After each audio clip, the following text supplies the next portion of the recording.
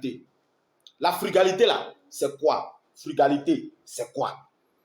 Alléluia. On dit, c'est la qualité de celui qui est frugal. Qualité de ce qui est frugal. Jusque-là, c'est encore flou dans notre tête. Le mot frugal même, c'est quoi?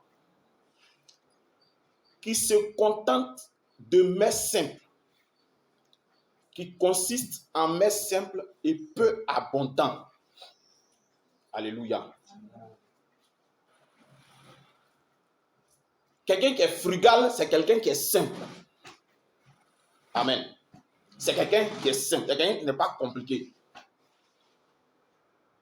Ça, c'est un dictionnaire que j'ai pris dans le portable. Mais je ne me suis pas arrêté là. Je suis allé dans le dictionnaire Larousse. Les explications sont pratiquement les mêmes, mais il y a des petites, c'est qu'il y a des... Voilà, ça nous permet de mieux comprendre. Donc, je lis frugal, qui consiste aux aliments simples et peu abondants, qui vit ou se nourrit de manière simple. Avec deuxième explication. Troisième explication, c'est purement et simplement la simplicité. Alléluia. Donc, la frugalité, c'est la simplicité. Est-ce qu'on se comprend? Il faut être simple. Oh, dans la simplicité là, c'est dedans, c'est dans la simplicité là que beaucoup de choses se passent. Alléluia. Donc, je vais résumer maintenant l'explication du mot frugalité. La frugalité est l'usage prudent et sage de l'argent, des ressources et des opportunités. Est frugal celui qui utilise avec soin et sagesse son argent et ses ressources, en prenant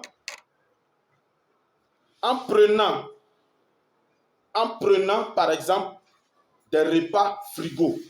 C'est-à-dire qu'en prenant des repas simples, c'est-à-dire préparés sans excès ni gaspillage.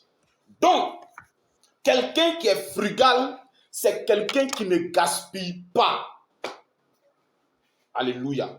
C'est quelqu'un qui ne gaspille pas. Et c'est là que je vois que nous, Africains, nous, Ivoiriens, on gaspille. Alléluia. Tu passes devant la porte d'une famille. Les filles qui lavent assiette là, quand elles vont laver assiette, croûte de riz qu'elles vont jeter. Croûte de riz. C'est-à-dire que toi-même, tu n'habites pas dans la maison, ton cœur se coupe. Parce que riz qu'ils vont jeter. Pourtant, actuellement, tout a augmenté. Hein. C'est justement parce que nous ne sommes pas frugaux que tout augmente. C'est parce qu'il y a du gaspillage que tout augmente dans le pays. Bon, c'est vrai, on accuse le pauvre monsieur. Mais je vous dis, c'est parce qu'il y a manque de frugalité.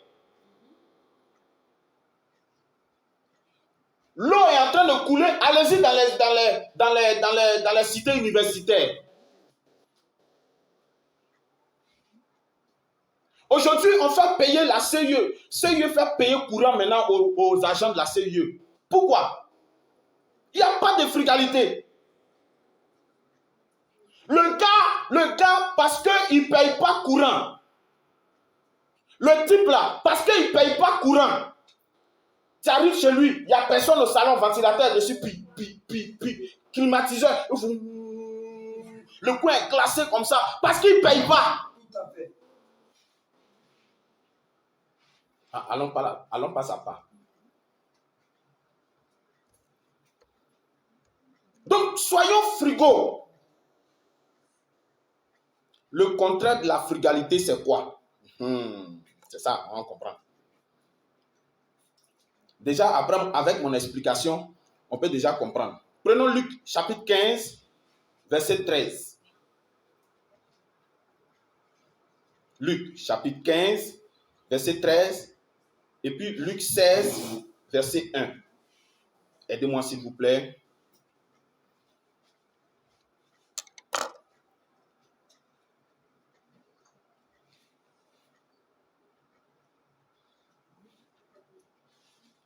Oui?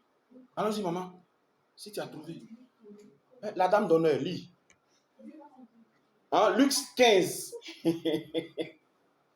Luc 15, verset 13.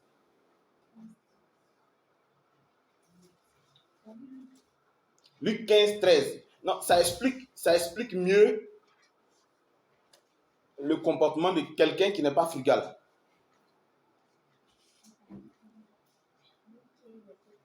Oui, allons-y. Peu de jours après, le plus jeune fils, ayant tout ramassé, oui, partit pour un pays loin, éloigné, où il dissipa son bien en vivant dans la débauche. Ah! Il a dissipé son bien en faisant quoi? En vivant dans la débauche. Donc quand il gaspille là, quelqu'un qui gaspille son argent, dit, il est débauché. Amen. Quelqu'un qui n'arrive pas à gérer son argent là, il est dans la débauche. C'est pas moi qui dis, hein. C'est pas ce qu'ils ont dit. C'est écrit.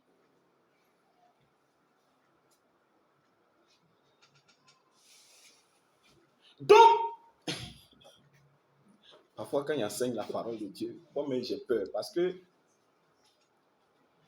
une chose est de parler, hein, et puis une chose est de mettre en pratique. Hein. Donc, en ce moment où on est en train de parler ici, là, il n'y a pas à faire le pasteur et puis on se comprend, non? Exactement. Donc, il ne faudrait pas gaspiller. On dit, celui qui... Il y a une autre version, elle a parlé de dissiper. Il y a une autre version qui dit, il a gaspillé en vivant dans la débauche. Alléluia. On continue. Et donc on dit, tout ce que nous avons, ça aussi ça m'a épaté, tout ce que nous avons, tout ce que nous gagnons, je vais nous étonner ce matin.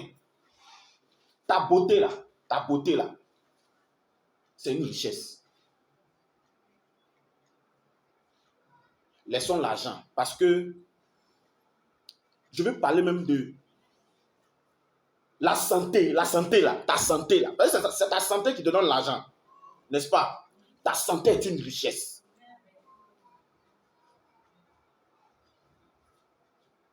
Donc quand tu demandes trop à ton corps là, tu gaspilles.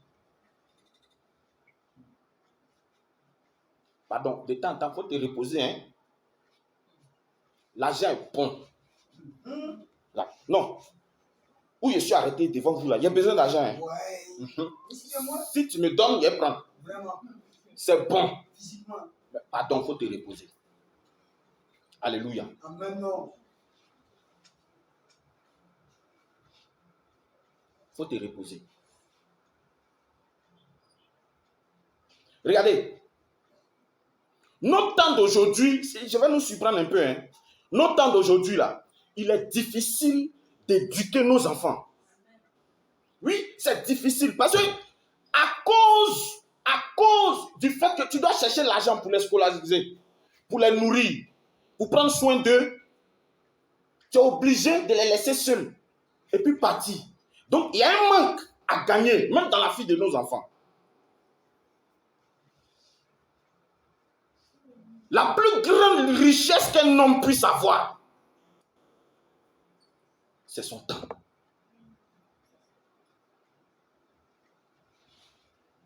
Et toutes ces choses-là, ça fait partie de ce que Dieu nous a donné. Alléluia. Amen. Donc, tout ce que Dieu nous a donné comme richesse, l'argent vient en dernière position. L'argent vient en dernière position. Parce que c'est en réalité tout ce que Dieu t'a donné là qui fait que tu as l'argent. Est-ce qu'on se comprend ce matin? Donc, le terrain. Le terrain. Aujourd'hui, le terrain coûte très cher.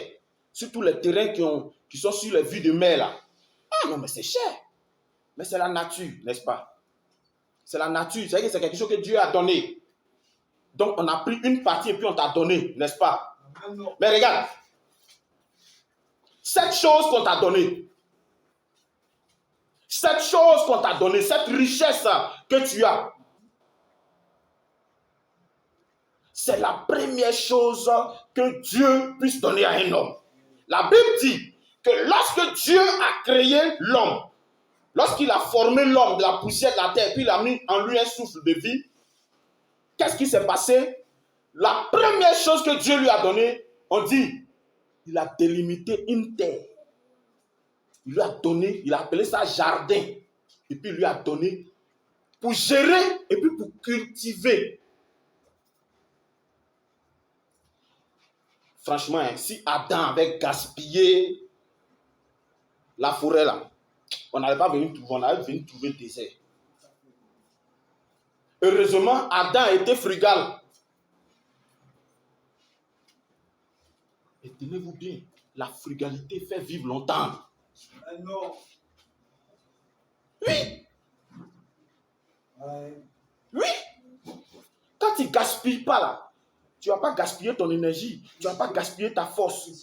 Et même, je vous dis, il y a des énergies qu'il ne faudrait pas gaspiller. On est en présence des enfants, s'il vous plaît. Donc, j'attire notre attention à tous. Hein? Il y a des énergies qu'il ne faudrait pas gaspiller, s'il vous plaît, messieurs, dames. Si tu dépenses trop d'énergie, tu danses de quoi ça, mais tu vas détruire la grâce de Dieu sur ta vie. Les gens dépensent leur énergie partout et pour tout. Comprenez-moi, s'il vous plaît. C'est spirituel maintenant. S'il vous plaît. Oh, les enfants sont là. Tu danses le zigéi par la chose. Il y a des gens qui ont 4, 5 maîtresses. Et puis ils disent que la Bible le permet. Jusqu'à les gens parlent de polygamie. Oh là là. Frère.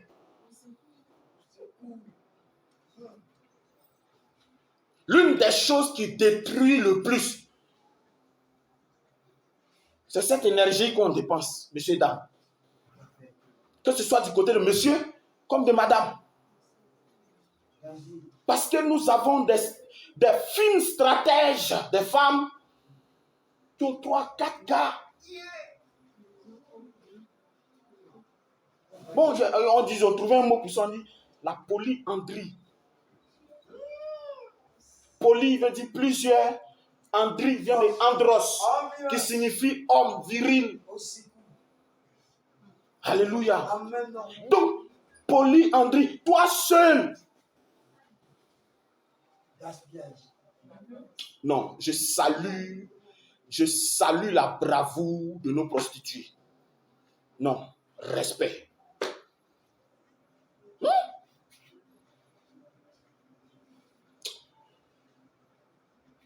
Et donc, cette spiritualité, oui, la frugalité est partout, s'il vous plaît. La frugalité est partout. Tu dois l'observer partout. Et lorsque tu es frugal, dans toutes tes entreprises, dans toutes tes activités,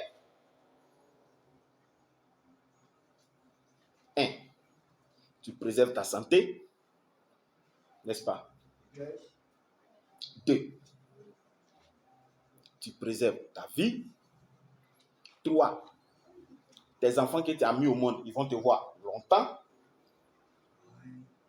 4, vous voyez que tout est lié, hein? N'est-ce pas? Mais de nos jours, les gens ne regardent que l'argent. Il y a des gens, ils n'ont pas la santé. Ils tuent leurs camarades pour avoir la santé. Donc, parallèlement, il y a un commerce du cœur qui est... Ils attrapent les gens, ils les tuent, ils prennent leur cœur, ça va vendre. Pourquoi? Parce qu'il y a des gens qui n'ont pas cœur, qui attendent qu'on leur donne cœur. Il y a des gens qui n'ont pas sang. Non, on doit les tuer pour prendre. Je ne sais pas si c'est vrai. J'ai lu sur Internet que les Espagnols, ils sont étonnés de la résistance des Africains. Mais quel genre d'Africains? Les Africains de l'Ouest. Ils disent qu'il y a une particularité sur la vie des Africains de l'Ouest. Nous qui sommes ici, là. Il y a quelque chose sur nous qui fait qu'on est robuste. On tient longtemps. Et c'est les Espagnols qui ont découvert ça. Donc, qu'est-ce qu'ils font? Ils envoient certains de leurs enfants se confondre à nos enfants, vivre comme nos enfants. Où nos enfants jouent là, ils veulent que les enfants jouent là-bas parce qu'ils disent qu'il y a quelque chose en nous qui fait que partout où on est là, on est résistant. Il y a vu sur Internet. Hein. Alléluia. Donc, vous voyez un peu que lorsque tu es frugal, c'est que tu cotises tout en toi, tout sur toi, tu gagnes. Alléluia. Maintenant, on va revenir sur nos richesses. Alléluia. Donc, Dieu a mis toutes choses à notre portée. Tout ce qui est là, la santé, ou les enfants, ou les affaires, les activités, tout ce que nous faisons là, tout ça là, Dieu a mis ça à notre disposition. Dieu nous a donné ça. Mais si on gère mal, Dieu va nous arracher. Donc, la façon de gérer là, c'est ça qui est frugalité là.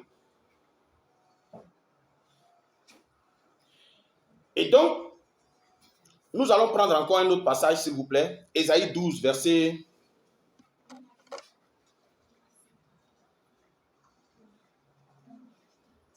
Non, Exode 12,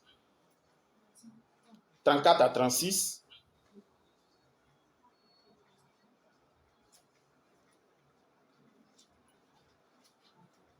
Exode 12, 34 à 36.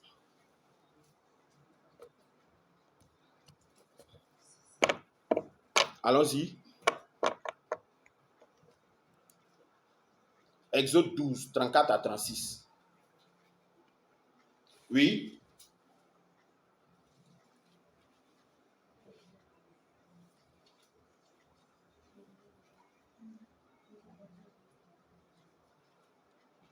Le peuple emporta sa patte avant qu'elle fût levée. Elle enveloppait le pétré dans leur vêtement et les mit sur les... C'est Exode 12. Exode. C'est ça? Ok, allons-y, allons-y. Les enfants d'Israël firent ce que Moïse avait dit. Oui. Et ils demandèrent aux Égyptiens des vases d'argent, des vases d'or et des vêtements. L'Éternel fit trouver grâce au peuple aux yeux des Égyptiens, qui se rendirent à leur demande. Et ils dépouillèrent les Égyptiens. Alléluia. Amen. Il y a un verset dans le livre d'Ecclésiaste qui dit: Dieu prend la richesse. C'est-à-dire que la richesse chez les riches pour donner à celui qui craint Dieu. Vous connaissez ce verset-là, non? C'est une image de ce verset-là qui est là. Maintenant, pourquoi est-ce que Dieu dit ça? Vous voyez que les Égyptiens étaient arrivés à un stade de leur vie où ils étaient sur le point de tout perdre. Pourquoi? Vous êtes sans ignorer qu'ils ont pris le peuple d'Israël en esclavage pendant plusieurs années, pendant des siècles d'esclavage. Donc, le jour où Dieu a décidé de les délivrer de leur esclavage, Dieu a fait qu'ils ont trouvé grâce aux yeux des Égyptiens. Donc, par exemple, comme Dieu, il veut prendre le nom de Jésus. Donc, je vais donner, avec l'aide du révérend pasteur Dag Ewamils, 7 principes de frugalité. 7 principes de frugalité. 7 principes de frugalité. Lui, il a fait ses recherches, il a trouvé 7. Amen. Est-ce qu'on se comprend? Mais toi, quand tu as réfléchi, tu pourras trouver peut-être 10, 15, 20, 30. Mais le vieux père, lui, il a trouvé 7. Amen. 7 principes de frugalité. Premier principe, l'appréciation. Premier principe de frugalité, l'appréciation. Alléluia. Amen. Quel que soit ce qu'on te donne, il faut apprécier. Alléluia. Amen. Quel que soit ce qu'on te donne, quel que soit ce que tu gagnes, il faut apprécier. Oui. Oui. L'appréciation. Quel que soit ce qu'on te, quel que soit ce que tu touches là, il faut apprécier. Tu veux grosse bouteille d'Awa. On t'a envoyé une petite bouteille céleste, 100 francs, 100 francs.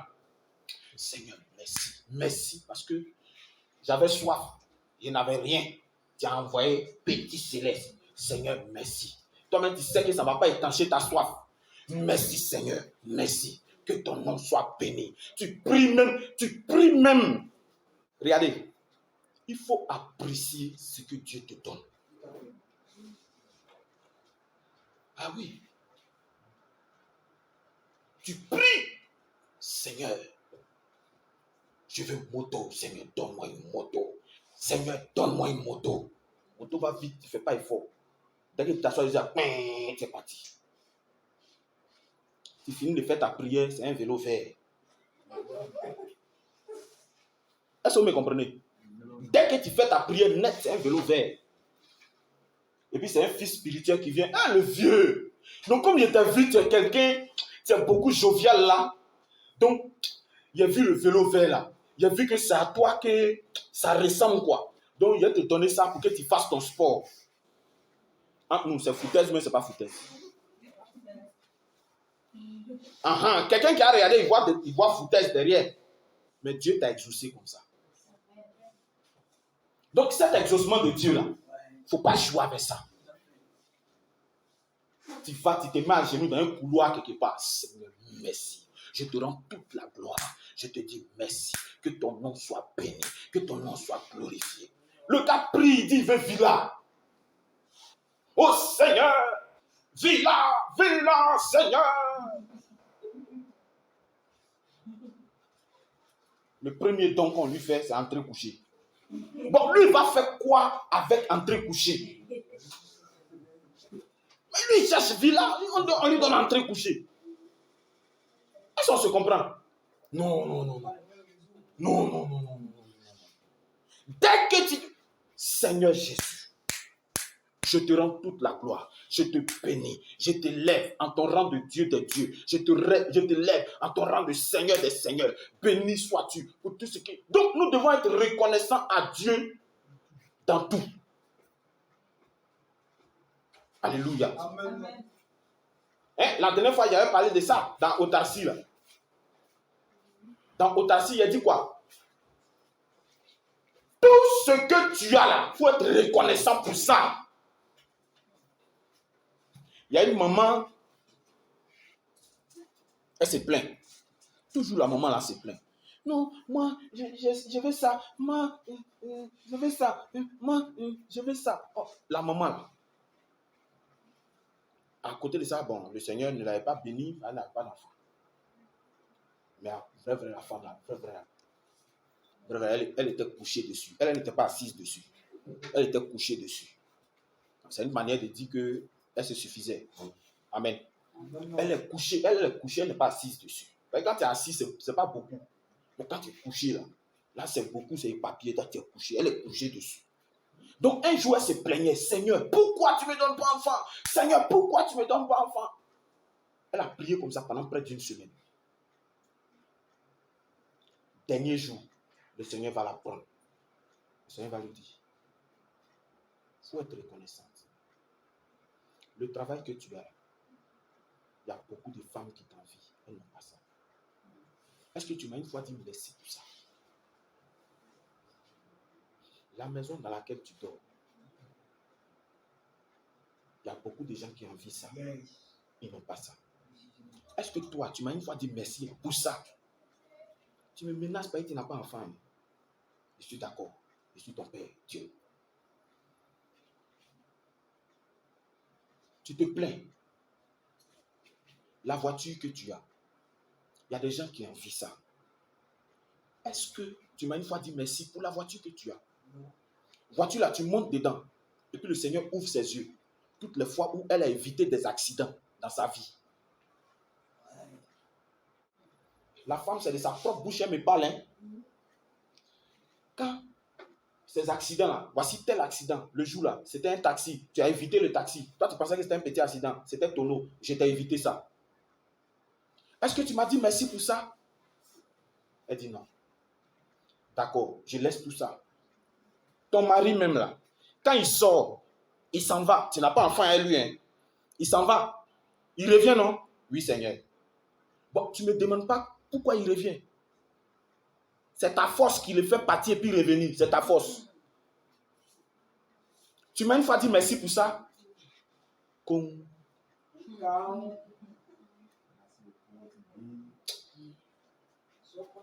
Seigneur, j'ai peur de toi. Seigneur, j'ai peur de toi. S'il vous plaît, craignons Dieu. Donc, c'est-à-dire que tous les jours, quand tu te réveilles là, quand le monsieur l'a dit, la vie est un combat là, c'est pas faux. C'est-à-dire que quand tu as dormi, tu ne sais pas ce qui s'est passé derrière toi la nuit. Hein? Et puis tu te réveilles. C'est-à-dire que tout est... Donc, il faut être reconnaissant. Tout ce que tes yeux voient, tout ce que... Sois reconnaissant, sois reconnaissant. C'est le premier principe de la frugalité. Alléluia. La frugalité fait des choses. Donc, regarde, il faut t'attacher à Dieu. Donne ton cœur à Jésus. Jésus, là, il ne va jamais te décevoir. Alléluia. Jésus ne va jamais, Dieu, là, il ne va jamais te décevoir. Quelles que soient les réalités, quels que soient les problèmes, il ne va jamais te décevoir. Alléluia. Donc, il faut t'accrocher à lui. Ce qu'il te dit de faire, la faire. Alléluia. Dieu est bon. Dieu est bon.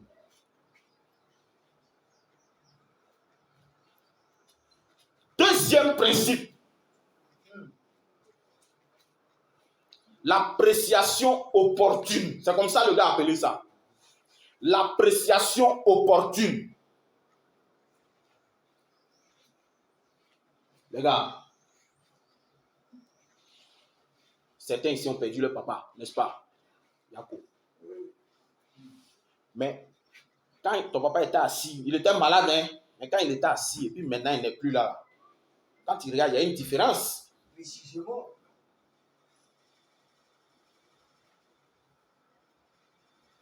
C'est ça qu'est l'appréciation opportune.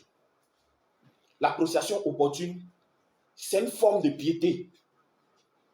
Le respect que tu as pour tes parents. Le fait de reconnaître que ton papa et ta maman sont une richesse pour toi, il faut reconnaître ça. Le peu qui est à côté de toi,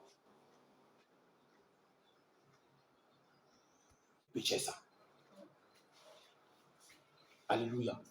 Ce que tu as là, c'est de l'or. Parfois, ce qui est à côté de toi, et puis tu négliges là.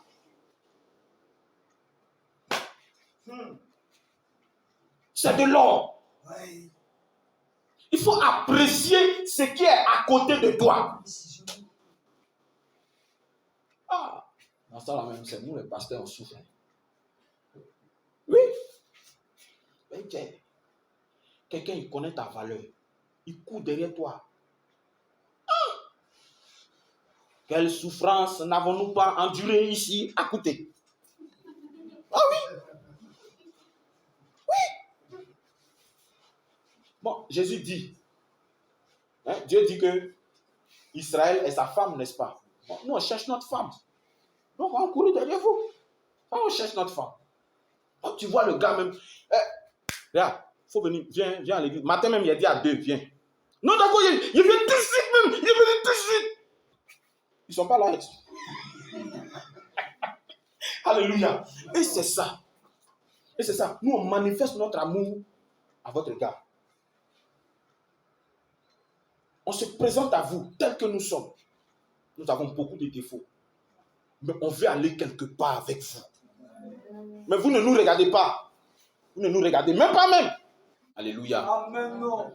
Un exemple d'appréciation opportune. Prenons Luc chapitre 7, versets 37 à 39.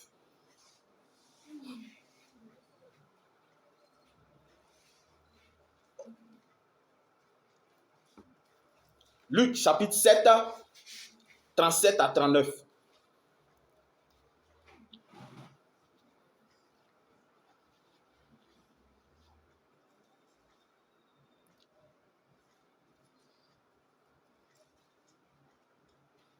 Oui.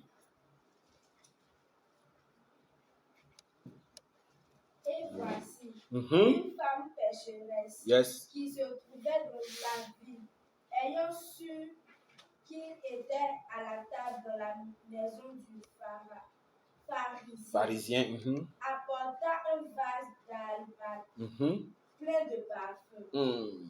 et c'était derrière aux pieds de Jésus. Mm. Elle pleurait Mm. et bientôt elle lui mouilla les pieds et ses larmes, puis les essuya avec ses cheveux, Mm. les baissa et les oignit de Mhm. parfum. Mm. Le Le pharisien. Mhm. qui l'avait invité, Mm. voyant cela, dit en lui-même, si cet homme était prophète, il connaîtrait qui et de quelle espèce est la femme qui le touche. Il connaîtrait que c'est une pécheresse. Alléluia. Amen. Non. Regardez comment c'est profond. Le pharisien, lui, il a vu Jésus. Hein. Il a invité Jésus chez lui parce qu'il voulait faire de la façade. Il voulait montrer aux gens que ouais, lui aussi, il connaît Jésus. Est-ce que vous me comprenez? Ouais. Il y a des gens, quand tu vas les évangéliser, là, ils vont te citer tous les grands pasteurs qu'ils connaissent. Quand il parle, il te dit, oh, tu sais, le pasteur. Et puis il dit le nom d'un grand pasteur. C'est mon ami. C'est mon ami. Si tu veux, attends, hein, tout de suite même là. Attends. Je l'ai appelé, il va venir tout à l'heure. Et puis tu es là. Voilà. La voiture gare et puis il y a une escorte qui rentre. Tu vois, non? Je t'ai dit, c'est mon ami. C'est mon ami. Amen. Quand tu lui parles, il dit, oh, l'évêque. Tu connais l'évêque, le cardinal. C'est mon ami. C'est mon ami. Attends, je l'ai appelé. Tu vas voir, il va passer ici tout à l'heure. Et puis tu es assis là. Téléphone sonne. Oui, allô? Oh, mon évêque. Oui, je suis à la maison. Je t'ai dit non. C'est le comportement du pharisien. Maintenant, la femme là, elle a reconnu en Jésus que c'est l'agneau de Dieu qui porte le péché du monde. Amen. Donc, elle est venue parfum d'albâtre. On dit, le parfum là, c'est l'équivalent de 1 an de salaire. Est-ce qu'on se comprend? L'équivalent de 1 an de salaire. Là, c'est haut de gamme. Aujourd'hui, je ne parle pas de ça. Donc, la femme là, elle est venue, elle a vu que le gars là, tu sais, quand tu vis dans quelque chose là, tu connais la valeur de celui qui vient te sauver. Donc, quand elle a vu ça, elle est venue avec ce parfum là. Et puis elle pleure. Elle pleure. Elle pleure. Cette lame-là, elle met sur le pied de Jésus. Elle prend ses cheveux. Regardez. Vous êtes des femmes, vous savez. Combien de fois, cheveux des femmes, c'est sa gloire, c'est sa lumière, c'est son honneur, c'est son pouvoir. Ah, tu causes avec elle-même. Ça peut te montrer c'est ça, c'est sa gloire. Et cette femme-là, elle a laissé sa gloire, elle a laissé son orgueil, et puis elle est partie essuyer les pieds de Jésus. Les routes d'avant, là, vous connaissez, c'est comment? Ce sont les pavés. Avant, là, les Romains, là, avec la Pax Romana, là, ils faisaient des routes pour les chevaux. Parce que ce n'était pas seulement les chevaux qui passaient dessus, il y avait les diligences. Hein, les diligences, c'est les chevaux, mais qui tiraient des voitures derrière. Mais les chevaux, là, sur route de cheval, qu'est-ce que vous constatez premier? Il y a caca, il chie. Les chevaux, là, ils chient. il y a cheval, il y a âne, excusez-moi. Donc, vous voyez un peu. Et puis, il avance, il avance, ils sont sur les routes là. Et Jésus, c'est sur ça là, il marche. C'est vrai que peut-être Jésus, quand il marchait là, il sautait caca là, c'est ça non? Il sautait. Mais il y en a aussi là, il s'est trompé, il marchait dedans. Est-ce que vous voyez un peu? Et la femme là, vient avec ses cheveux, elle le supplie de Jésus sale là. Waouh! L'adoration. Et qu'est-ce que cette femme-là? Oh, Seigneur.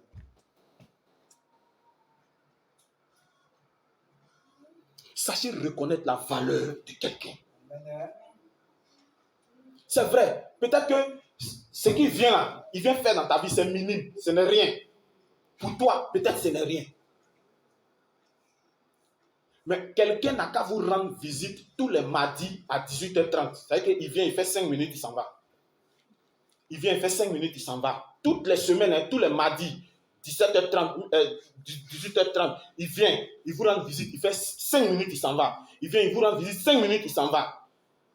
S'il n'est pas venu un mardi, tu vas l'appeler. Pourquoi mardi là, tu n'es pas venu? Pourtant, il ne te dit rien même. Est-ce que vous me comprenez? Tout à fait. Parce que quand il vient là, il vient combler quelque chose.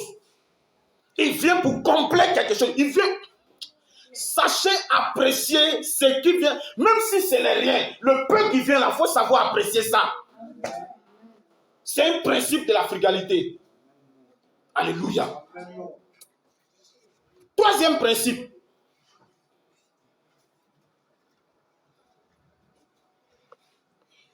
Ramasser les miettes. Ah non, ça là. Hein? La Bible dit, Jésus a transformé 5 pains et 2 poissons. C'est ça, non? Il a prié, il a rendu grâce, et puis les gens se sont servis, ils ont mangé. Bizarrement, quand c'est fini, là, quand ils ont fini de manger, Jésus a dit à ses disciples, ramassez le reste. Ah, le grand Jésus. Toi, tu fais quoi? En même temps, nourriture vient. Les gens finissent de manger à le reste, et puis tu dis, ils n'ont qu'à ramasser. Ah, Seigneur, foutaise. Voici l'une des choses qui fait honte en Côte d'Ivoire ici, dans les soirées, mais qui est bien. C'est quand vous finissez de fêter, puis vous faites emporter. C'est pour ne pas gaspiller. Alléluia. Amen. Ça, c'est un vrai principe de frugalité. Alléluia. Amen. Oui. Aujourd'hui, c'est rentré dans les habitudes des Africains, mais c'est un grand principe de frugalité que les gens ne savent pas. Mais ça fait honte. C'est une bonne chose, mais ça fait honte. Le gars qui mange les restes des gens dans les restaurants, là, il fait bien.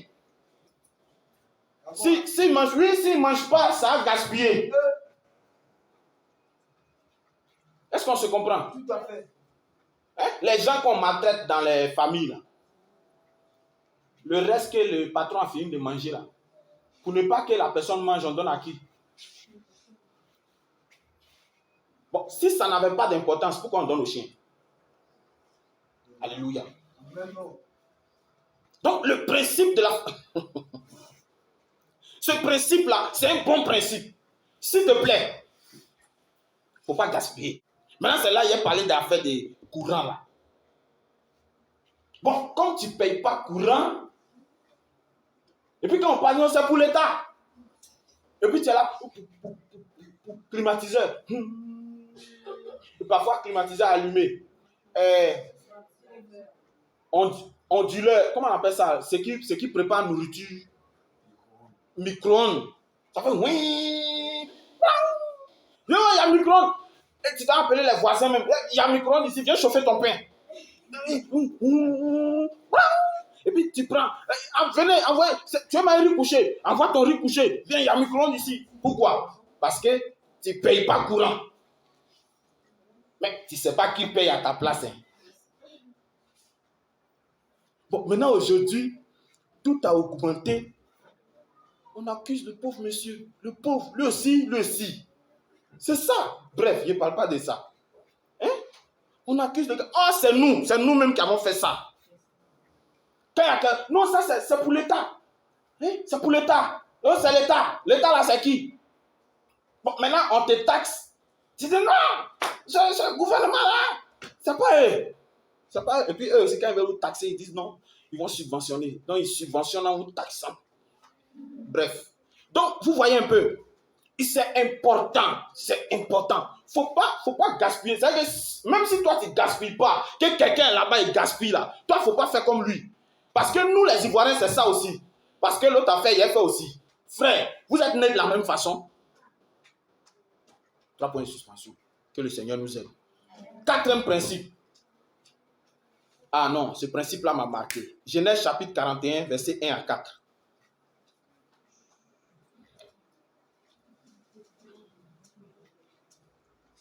Genèse 41, 1 à 4.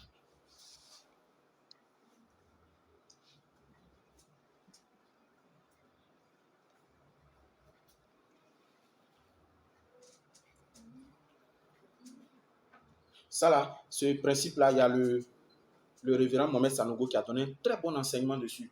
Et ça m'a franchement beaucoup édifié. Genèse chapitre 41, versets 1 à 4.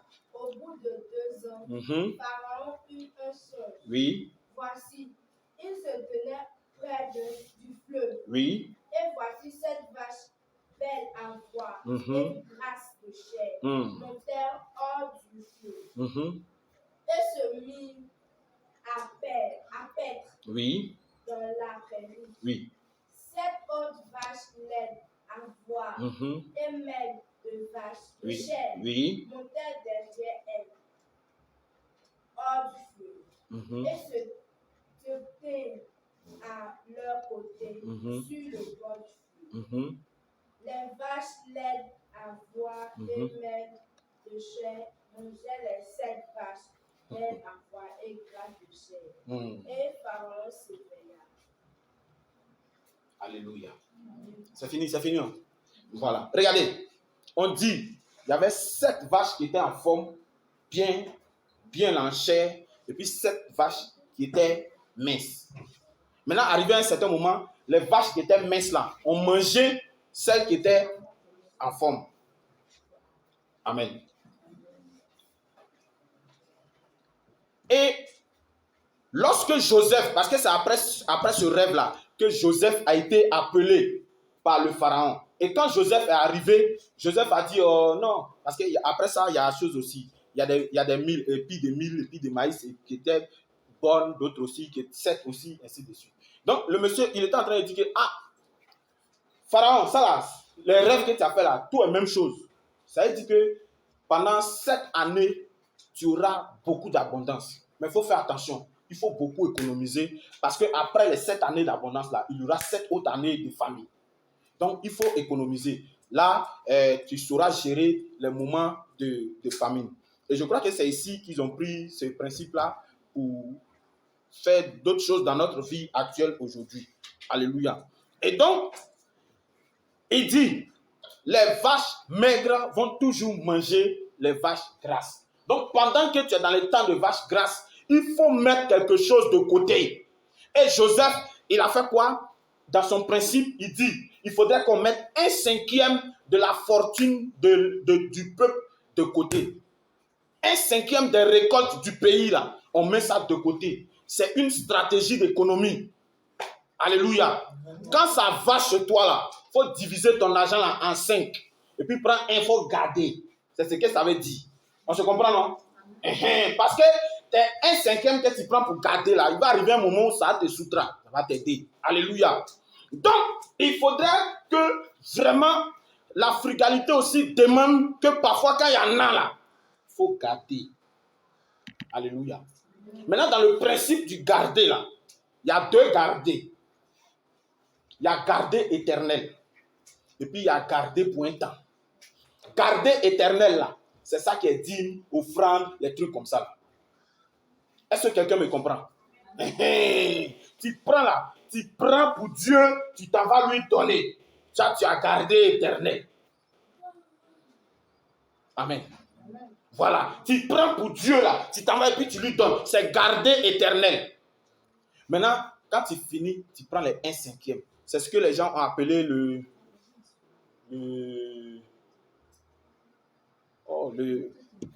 mot là, dans Matthieu chapitre 6, verset 31, où il dit cherchez premièrement le royaume et la justice de Dieu. Premièrement, quand tu reçois ton argent comme ça, là, ce que tu veux donner à Dieu, là, enlève ça d'abord. Il faut enlever ça premier. Alléluia. Premièrement, dans le livre de Genèse, Genèse chapitre 1, au commencement, Dieu créa les cieux et la terre. Au commencement, Bereshit, en hébreu, Bereshit. Cherchez premièrement le royaume et premièrement, en grec, proton. Proton et puis Bereshit. Ça veut dire quoi? C'est le commencement. Dieu commence d'abord. Tout commence par Dieu. Donc, tout ce que tu fais là, il faut faire pour Dieu d'abord. J'ai un ami qui était à l'école biblique, un pasteur. Lui, il était à l'école biblique de l'église Sema. Bon, là-bas, on ne leur laisse pas trop le temps de prier. On mettait beaucoup l'accent sur leurs études. Et donc, le gars, il a remarqué que vraiment, il flashait à l'école. Donc, qu'est-ce qu'il a fait? Il dit, avant d'étudier, il mettait 30 minutes de côté pour Dieu. Il fait quoi?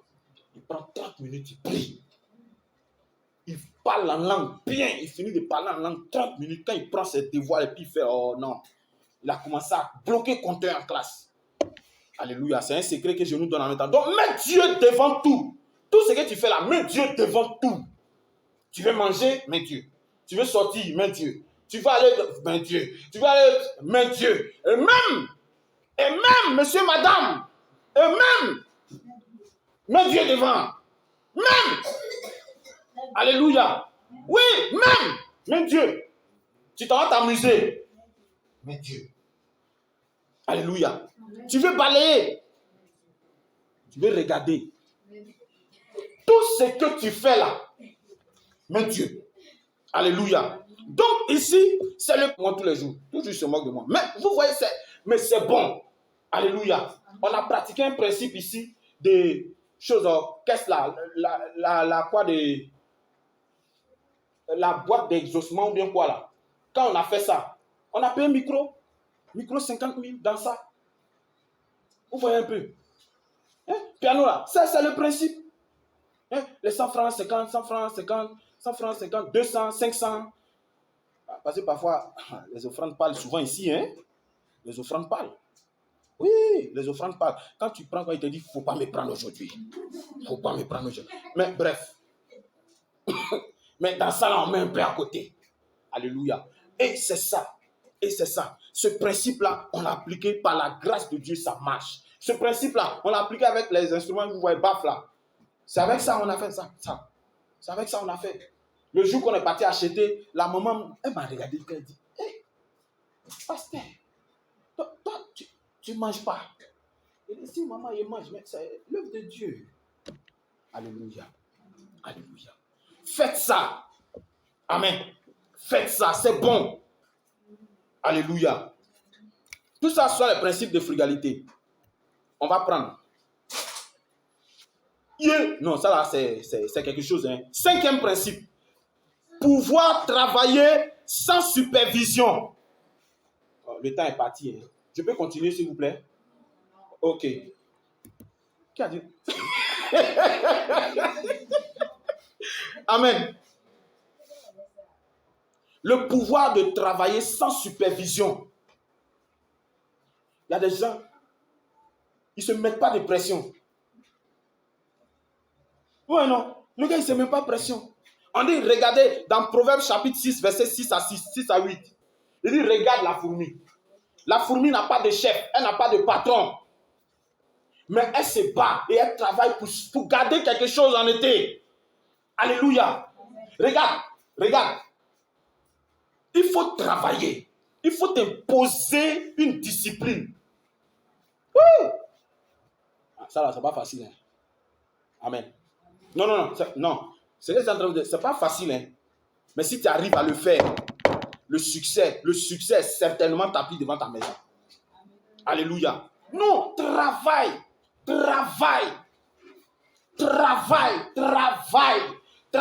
jusqu'à ce que ça te fasse mal, d'après le monsieur là. Le président du Rwanda là. Il dit, travaille jusqu'à ce que ça te fasse mal. Parce que la pauvreté fait mal. Alléluia. Travaille jusqu'à ce que ça te fasse mal.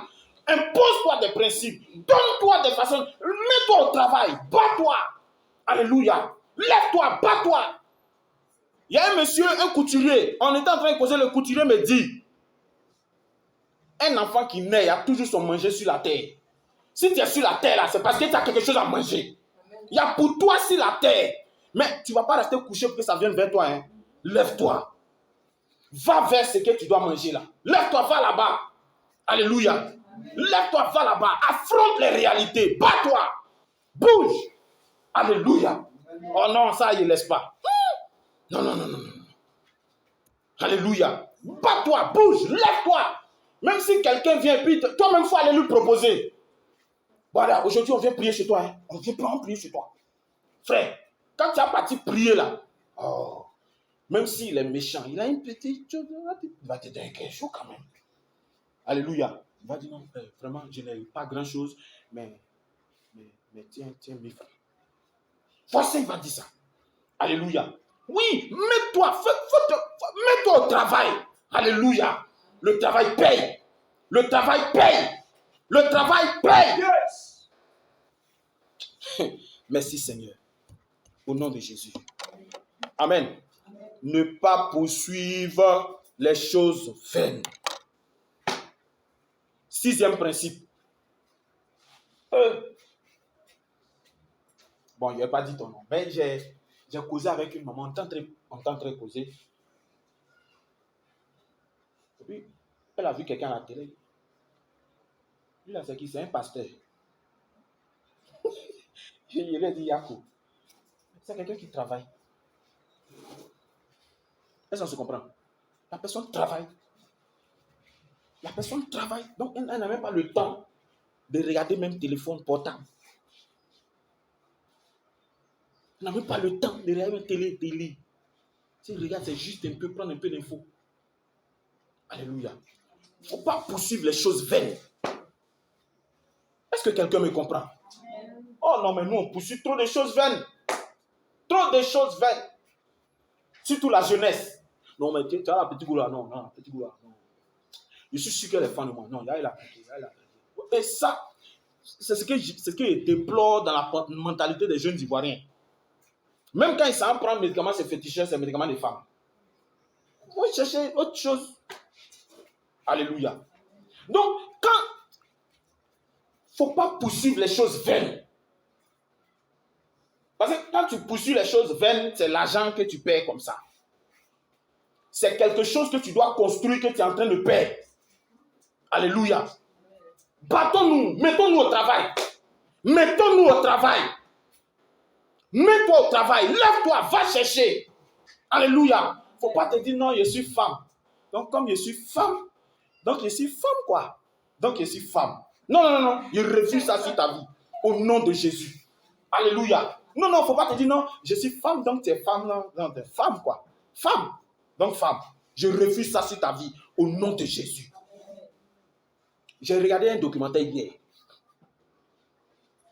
Dans le documentaire, une femme sénégalaise est la société de ceux qui débouchent tout là. Elle a acheté près de 100 camions. La femme là. Près de 100 femmes. Ah, bon, les garçons du pays là, ils étaient où? Alléluia. S'il vous plaît. Ici là. Quelqu'un doit avoir sa petite entreprise. Il doit être chef d'entreprise. Oui, non, bats-toi. Bats-toi et je déclare ça, qu'il en soit ainsi au nom de Jésus sur les vies. Je l'ordonne maintenant au nom de Jésus. Non. Au quartier, il y a ma petite soeur là, non, toujours on volait son toffee pour manger. La petite, toujours, elle a toujours quelque chose à vendre. Elle fait toffee, elle vend. Et notre petite soeur, elle avait toujours l'argent. Si ce n'est pas toffee, elle va acheter lait, mais sucre dedans, elle vend. C'est qu'elle a toujours quelque chose à faire. Il faut avoir quelque chose à faire. Il ne faut pas suivre les choses inutiles. Seigneur, aide-nous au nom de Jésus. Seigneur, aide-nous au nom de Jésus. Alléluia. Maintenant, le dernier principe, on dit. Mais ouais, le dernier principe là. Il ne faut pas me faire ça. Hein? Bon, d'accord. Mais le dernier principe parle de la fidélité. Alléluia. La patience. Il faut être patient dans ce que tu fais. Alléluia. Voilà, c'est ça qui est là. Ah, je me suis trompé. Excusez-moi. Mais c'est pratiquement la même chose. Apprécier les choses en se fondant sur la parole de Dieu. Alléluia. Il faut apprécier tes choses en te fondant sur la parole de Dieu. La parole de Dieu est éternelle. La parole de Dieu dure dans le temps. La parole de Dieu est fidèle. Marche sur la fidélité. Alléluia. Quand tu veux faire quelque chose, la parole de Dieu, ça parle aussi de la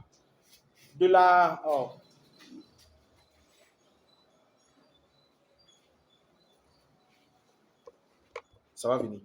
Mais quand tu fais quelque chose, il ne faut pas te décourager. Reste figé là-dessus. Concentre-toi sur ce que tu fais. Que ton esprit soit sur ce que tu es en train de faire. Alléluia. Amen. Maintenant, quand tu es en train de faire, c'est-à-dire que la parole de Dieu, ça prend en compte le fait de rentrer dans la volonté de Dieu. C'est ce que j'étais en train de dire au début. Alléluia. Quand il y a quelque chose que tu veux faire, demande-toi dans la Bible, qu'est-ce que la Bible dit de ça? Ce que la Bible va te donner comme conclusion, là, c'est ça que tu dois suivre. Est-ce que quelqu'un me comprend? Par exemple, un sujet sur le mariage. Tu prends la Bible et puis tu fais tes recherches sur le mariage. Finalité, c'est que la conclusion va donner sur le mariage, c'est ce que tu fais. Par exemple, un truc sur le commerce. Ce que la Bible va te dire, là, tu fais tes recherches. Tu fouilles, tu fais tes recherches. C'est que la conclusion que la Bible va te donner sur le commerce, là, c'est ce que tu fais. Ne fais plus rien comme ça. Et je comprends pourquoi est-ce que les gens souvent consultent les pasteurs. Mais malheureusement, les gens vont vers les pasteurs avec des superstitions. Pour eux, tout c'est prière. Non, pasteur, tu vois, non? Quand il est dormi là, j'ai vu un sorcier, il est venu tourner autour de ma tête 7 fois. Quand il a tourné 7 fois, et puis vers 8e fois, et puis je me suis réveillé. Puis quand je me suis réveillé, il y a eu un moustique qui est en train de... Je ne sais pas si vous me comprenez. C'est dans ce sens-là que les gens vont. Ils vont dans le sens de la superstition. Non, laissez superstition là. Mais qu'est-ce que la parole de Dieu dit sur le sujet? Quand tu vas le consulter, pasteur, je veux rentrer dans tel domaine d'activité. Est-ce que, ok, réfléchissons ensemble. Voici ce que la Bible dit. La Bible dit comme ci, la Bible dit comme ça, la Bible dit comme ça, la Bible dit comme ça. Donc, et puis il tire une conclusion. Conclusion, voilà, c'est que la Bible dit de faire. C'est la conclusion qu'elle a. Donc, moi, je pense que c'est comme ça que tu dois te comprendre. Ah, d'accord. D'accord. Donc, je vais faire comme ça. Alléluia. C'est un peu ça. C'est ça, c'est le rôle d'un conseiller. Hein. Les présidents, leurs conseillers là, c'est ce qu'ils font. Quand ils viennent, ils disent, bon, voilà. Il y a conseiller en quoi là? Conseiller en développement, conseiller en soit là-haut. Il y a conseiller en spiritualité, conseiller en bonbons glacés, conseiller en du pain, conseiller dans tout. Et puis quand tu dois prendre une décision concernant ça, tu vas aller voir conseiller des temps. Chacun va faire son exposé. Quand il finit de faire son exposé là, on met tout ça là ensemble et puis on s'en va appliquer sur le terrain. Vous voyez que ce n'est pas une affaire de j'ai fait rêve.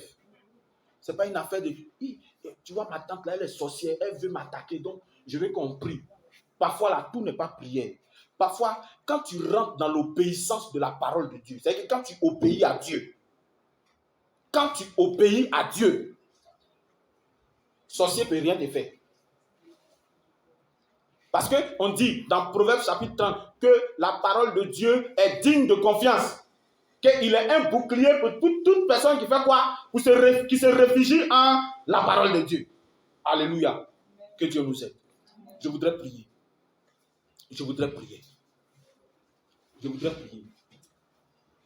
Parfois, les gens voient la richesse en matériel.